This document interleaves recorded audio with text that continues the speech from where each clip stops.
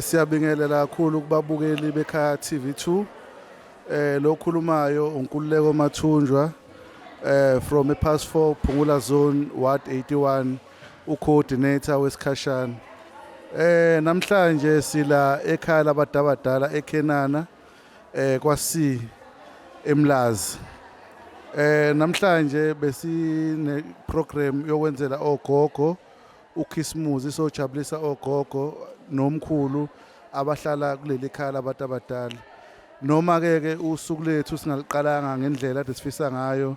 Iprogram yethu besiqalele ukusihlelo sizoqala ngo10 kodwa ke kube khona ingqinamba esihlangabezane nazo ngokuthi sithe siyafika safica sekukhona abanye asebekhona ngaphakathi ehholo esasilibhukhela idate.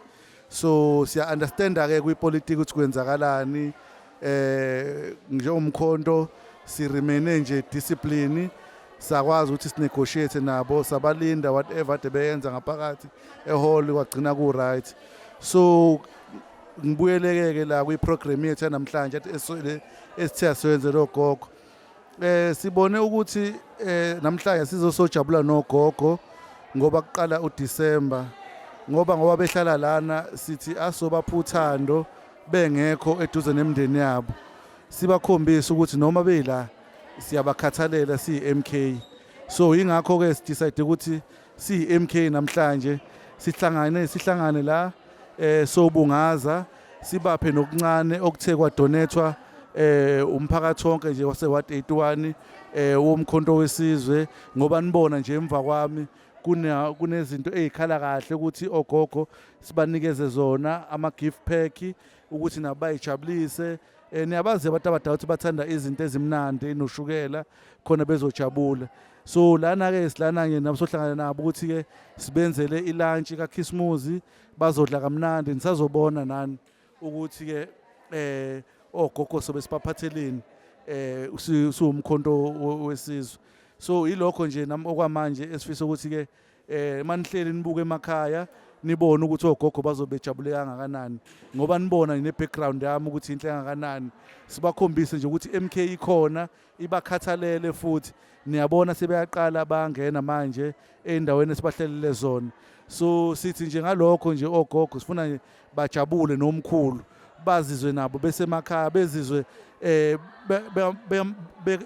bezizwe besekhaya eWard 81 ukuthi umkhonto ukhona uyabakhathalela. Lokho ke ukukhombisa ukuthi ke noma thiwa sesingenile emandleni akufanele sibakhohlwe abantu abadala ngoba izibusiso yilazi ikhona khona. uMK ubhilivela kakhulu kubantu abadala ngobani na ibona abaphethe imfihlakalo yezulu ukuthi umuntu omdala methe ngiyabonga yonke into yenzayo isisibusiso. So ke ngoba sila sojabulisa abantu abadala namanje sithi nje iMK ayiqhubeke nomsebenzi omuhle wenzayo amandla.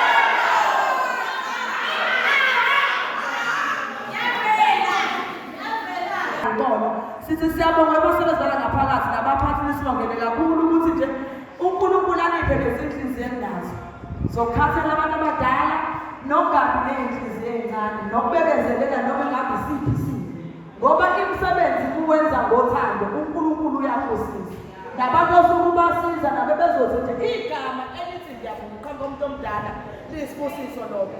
So ngizocela nje ukufika uwa-coordinator wase-Ward 87 athi nqabu bese nika Nkosi yami. Oh, stay strong.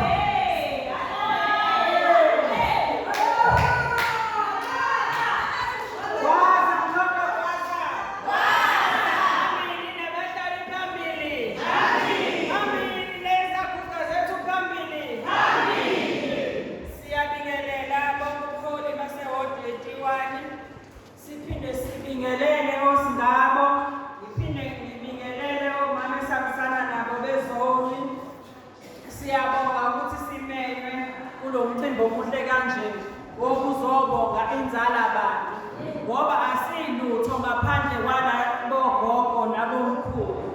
Lenhlonipho yonke esinayo sayithatha kubona ngenxa yezeluleko zabo.